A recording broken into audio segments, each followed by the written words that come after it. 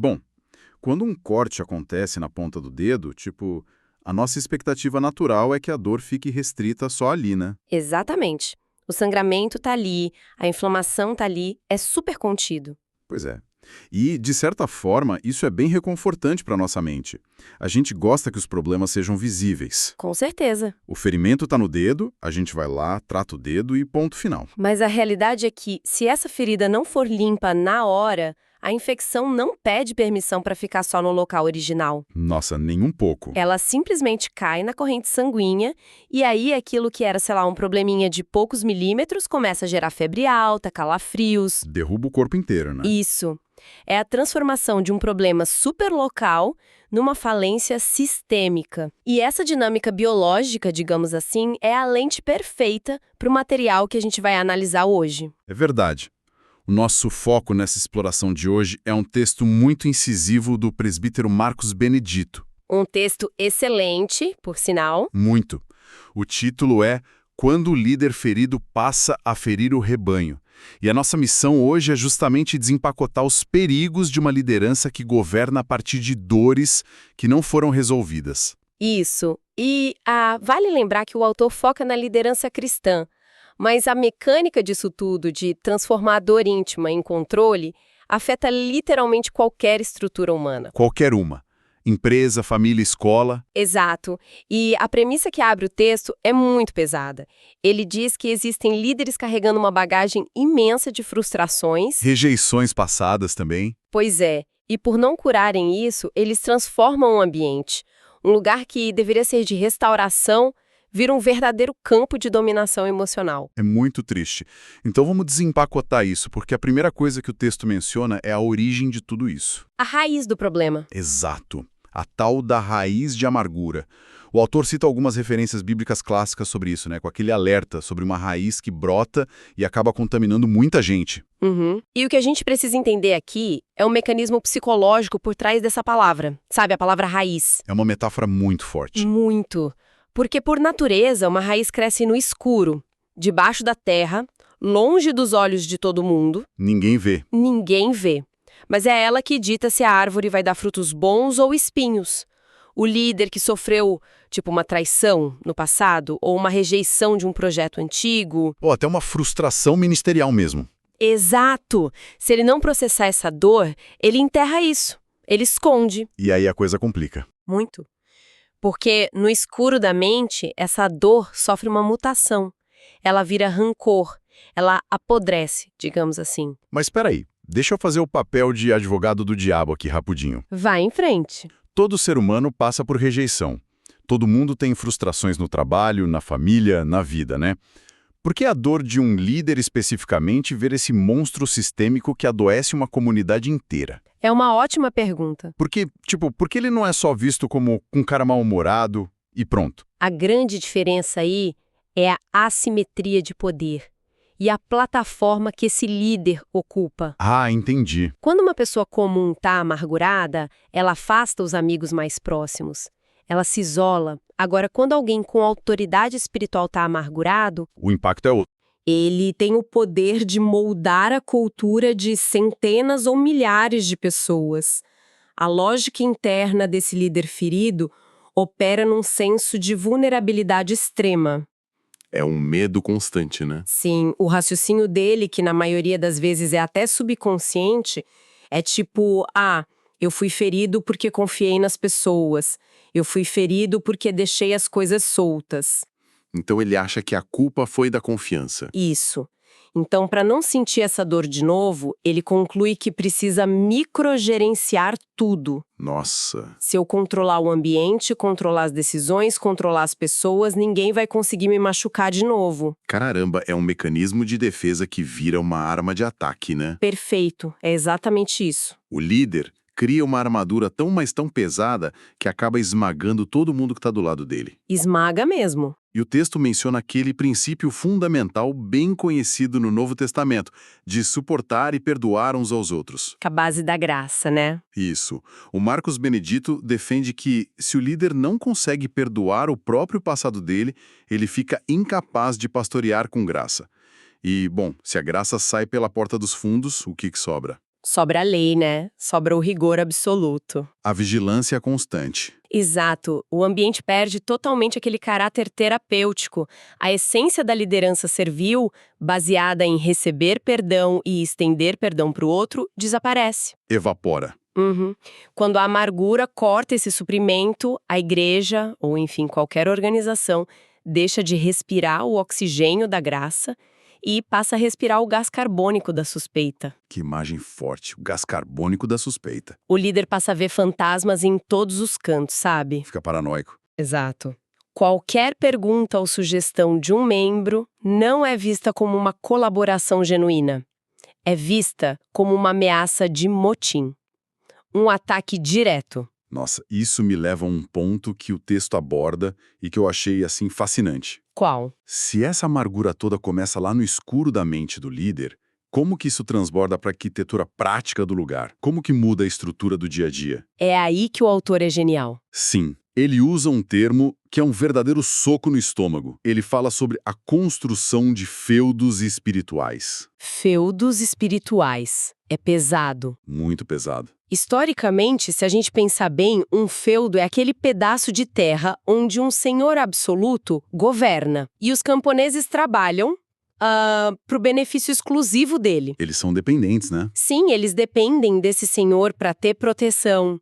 Aplicar esse conceito a um ambiente espiritual é aterrorizante. Totalmente. O objetivo silencioso daquela estrutura deixa de ser a cura das pessoas ou, a glória a Deus e passa a ser a preservação do poder, da imagem e dos interesses desse líder. E o contraste que o texto faz com as orientações bíblicas é gritante, porque o padrão que a gente vê no Novo Testamento é cuidar do rebanho de forma voluntária, né, sem exercer domínio autoritário. Exatamente. Sendo um exemplo, não um dono. Só que no feudo, a igreja deixa de ser um corpo orgânico e vira uma propriedade inanimada. Vira um negócio particular dele. Pois é. Agora, a dúvida que fica para mim, e acho que para quem está ouvindo a gente também, é como que essa transição acontece? Como assim? Porque, ninguém acorda num domingo de manhã, entra numa igreja e pensa, oba, hoje eu vou me submeter a um controle emocional asfixiante e virar camponês num feudo. Seria cômico se não fosse trágico. Como que um líder consegue instalar um sistema desse de forma tão sutil? Aí que tá a grande armadilha. A genialidade perversa desse sistema. O controle, bem no iniciozinho, ele se veste com a roupa do zelo. Do cuidado. Isso. O microgerenciamento é vendido como se fosse, um cuidado pastoral rigoroso. Ou uma proteção ferrenha da doutrina. Ele faz parecer que é pro bem da pessoa. Exato. O líder exige saber de cada detalhe da vida da congregação. Ele quer saber quem está falando com quem almoçou com quem leu o quê. E a pessoa controlada acha isso normal no começo. Não só acha normal, como no começo ela se sente amada. Uau! Ela pensa, nossa, ele se importa tanto comigo que ele acompanha cada passo meu. Ele é um paizão. Sabe o que isso me lembra? É quase como aquele chefe corporativo tóxico. Total. Aquele chefe que pede para ser copiado em todos os e-mails da equipe, até nas coisas mais bestas. No começo, a equipe acha, uau, ele é super engajado, tá super presente. Até perceberem a realidade. Exato. Até perceberem que, na verdade, ele não confia em absolutamente ninguém da equipe. A analogia é perfeita. E você sabe qual é o exato momento em que a máscara finalmente cai nesse feudo espiritual? Qual? É no primeiro atrito. Quando alguém discorda. Isso. É quando esse membro tenta exercer alguma autonomia de pensamento, ou quando ele propõe uma ideia diferente para um projeto, um ministério. Aí o bicho pega. Nossa, muito! No momento em que a propriedade, digamos assim, demonstra ter vontade própria, o senhor do feudo reage com uma força totalmente desproporcional. Porque o medo dele foi ativado, né? Exato. A discordância não é tratada como um debate normal e saudável. Ela é tratada como rebelião, como um ataque pessoal e direto à autoridade dele. O disfarce do zelo se desfaz na hora. Evapora. e sobra apenas a necessidade nua e crua de dominar a situação. E aqui a coisa fica realmente interessante na nossa análise. Como que o texto do presbítero Marcos Benedito nos ajuda a diagnosticar isso? Os sintomas práticos, né? Isso, porque se o feudo se disfarça tão bem de zelo, como a gente falou, a gente precisa de ferramentas práticas para separar uma liderança que é apenas cuidadosa de uma liderança que já está completamente doente. E o autor faz isso muito bem. Ele lista comportamentos lado a lado que servem como um verdadeiro raio-x da situação. Qual é o primeiro sintoma desse raio-x? O primeiro é a direção do holofote. O autor diz que o verdadeiro líder, o líder saudável, aponta incansavelmente para Cristo. Enquanto o líder doente, O líder doente, não importa qual seja o assunto, ele sempre dá um jeitinho de apontar para si mesmo. ele vira o centro. Sempre. As histórias, as vitórias, os testemunhos. De alguma forma, no final da fala, a narrativa precisa validar a genialidade dele, ou a unção dele, o sacrifício pessoal que ele fez. Ele se torna o herói da própria história. E de todas as histórias contadas naquele ambiente, né? Exatamente. E tem um outro ponto nesse diagnóstico que para mim é assustador. Qual? É sobre como eles lidam com os talentos das outras pessoas. A teoria básica da gestão, seja num banco ou numa igreja, é que o sucesso de um líder é medido pelo crescimento da equipe dele. Claro, um líder forte levanta pessoas fortes. Mas o texto afirma que o líder ferido se sente ameaçado por quem se destaca. Nossa, isso é tão contraintuitivo. Muito. O líder saudável se alegra com o crescimento alheio. O inseguro tenta limitar, tenta calar, tenta apagar a pessoa. Mas pensa comigo. Por que alguém em sã consciência sabotaria os melhores talentos do seu próprio grupo? É dar um tiro no pé. Porque a insegurança cria uma mentalidade de escassez crônica. Como assim, escassez? O líder saudável entende que o espaço para o crescimento é infinito. Tem lugar para todo mundo brilhar. O líder doente acha que só existe uma quantidade, tipo X, de luz e aprovação dentro da sala. Ah, entendi o raciocínio dele. Se um músico super talentoso começa a chamar muita atenção, ou se um professor começa a ser muito elogiado pela galera, o líder ferido não vê isso como um ganho para o grupo. Ele sente que estão roubando a luz dele. Exatamente. A matemática interna na cabeça dele diz: Se estão olhando para ele, não estão olhando para mim. é isso. E isso justifica aquele alerta bíblico que o autor traz de que onde há inveja, ali tem perturbação e toda obra perversa. Se o talento do outro ofusca o meu brilho, então eu crio uma facção, né? Eu crio intriga, eu dou um jeito de rebaixar a pessoa. Se sabota. E o resultado é uma comunidade inteira onde o avanço é paralisado. Ninguém pode ser maior do que o teto que o líder estabeleceu. E, tragicamente, esse teto é o próprio ego dele. É triste demais. O que nos leva à frase mais dura, talvez, de todo o texto. Eu acho que eu sei qual é. O autor diz que nesses ambientes doentes, as pessoas são usadas, não cuidadas. Essa frase dói. Usadas, não cuidadas. É o atestado de óbito de qualquer comunidade que se propõe a ser terapêutica. O uso puramente utilitário do ser humano. Vamos desdobrar isso para quem está acompanhando a gente. O que é na prática ali do dia a dia? Usar alguém em vez de cuidar. Produzir para manter o feudo rodando. Isso, para manter o maquinário funcionando. Se a pessoa tem muito dinheiro para doar, ou se ela trabalha, 15 horas por semana de graça organizando os eventos. Ela vira a queridinha do líder. Ela é mantida muito perto. Ela recebe sorrisos, ela tem acesso exclusivo, tapinhas nas costas. Ela é uma engrenagem super útil. Mas e se essa mesma pessoa passar por uma crise? Aí que a verdade aparece. No dia em que essa pessoa entra numa crise depressiva ou passa por um divórcio doloroso, E precisa de tempo, né? precisa de tempo, precisa de paciência, de aconselhamento e, principalmente, não pode mais produzir no mesmo ritmo. O que acontece? Ela é descartada. Nossa, vê as pessoas como o objetivo final do ministério. A liderança adoecida vê as pessoas como degraus para construir a própria plataforma. Essa é a síntese perfeita e é devastador. É você pegar o lugar que deveria ser o porto seguro emocional de alguém e transformar num verdadeiro moedor de carne. Um moedor de carne. E a gente foca muito nesse custo emocional, né?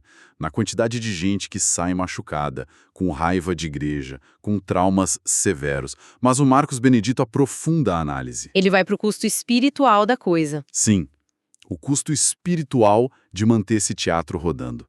Ele menciona que o Espírito de Deus é entristecido nesses ambientes. A lógica dele aqui é impecável.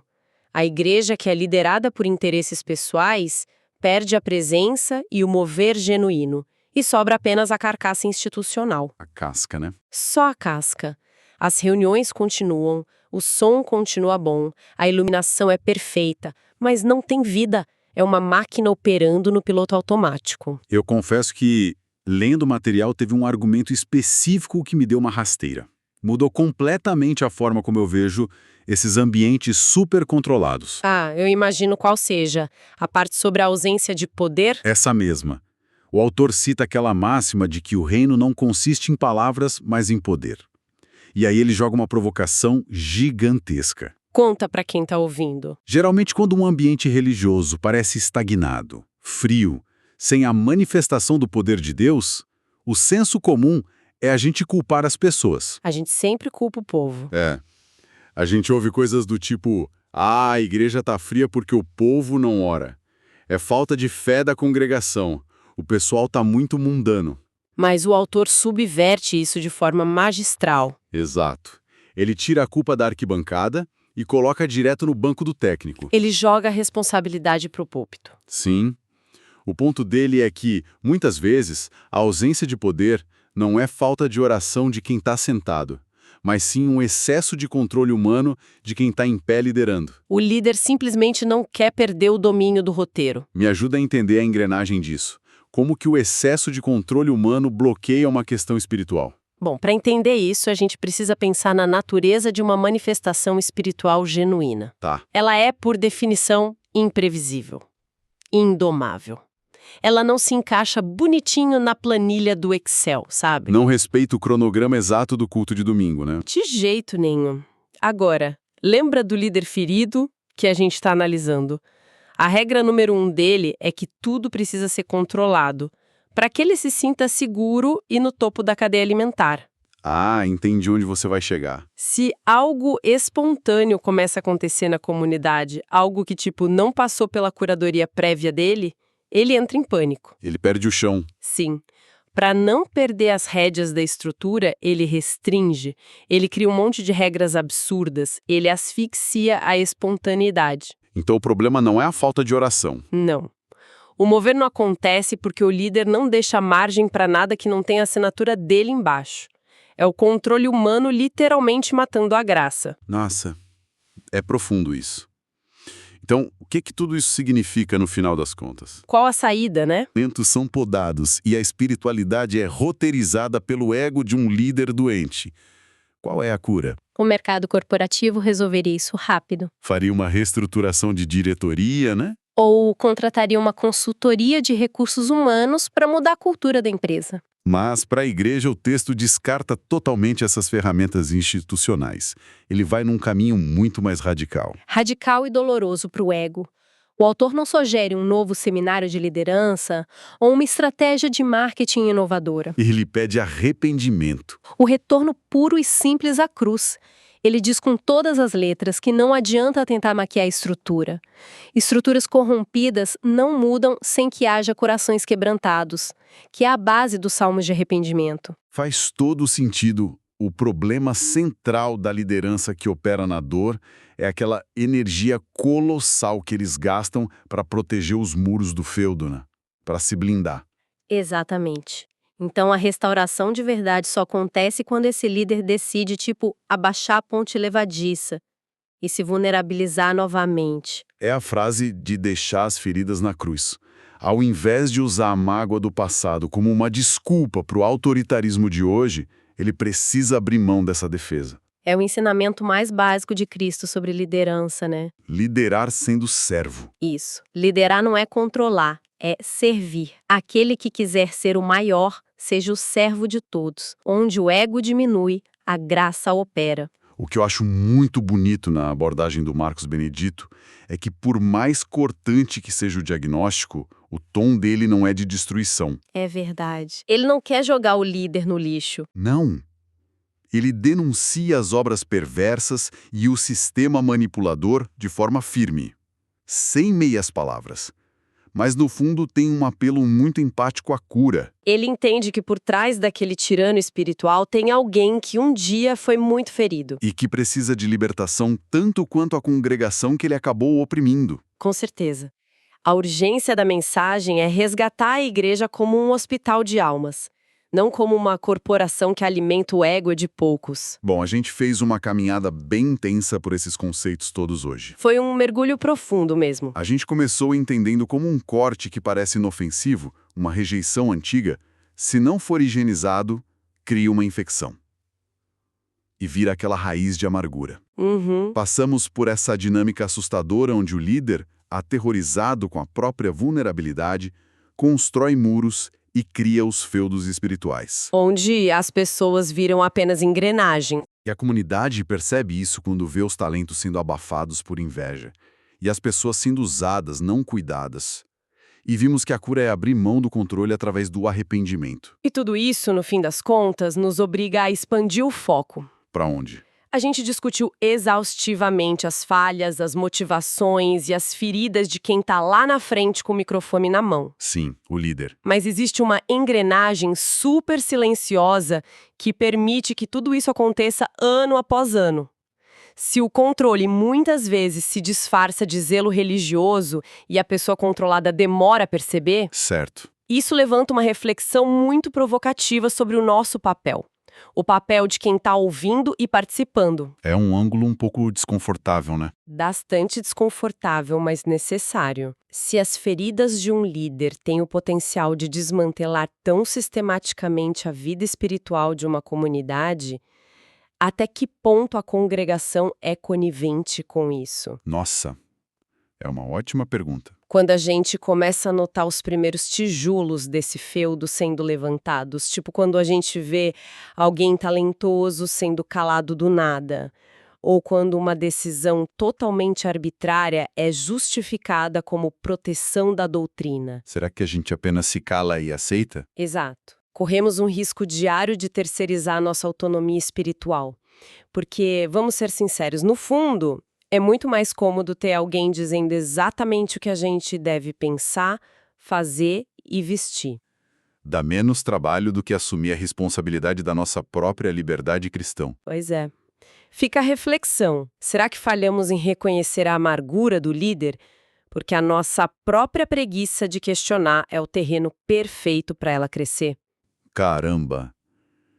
É o perigo de ver a infecção se espalhando no corpo, achar que o termômetro está errado e simplesmente voltar a dormir. Exatamente isso. Bom, o conhecimento que a gente extraiu do texto do presbítero Marcos Benedito hoje é só o diagnóstico inicial. Reconhecer a doença é sempre o primeiro passo para reivindicar de volta a saúde dos nossos ambientes. Com certeza. O resto é com a gente. É isso. Muito obrigado a quem acompanhou esse mergulho com a gente e até a próxima.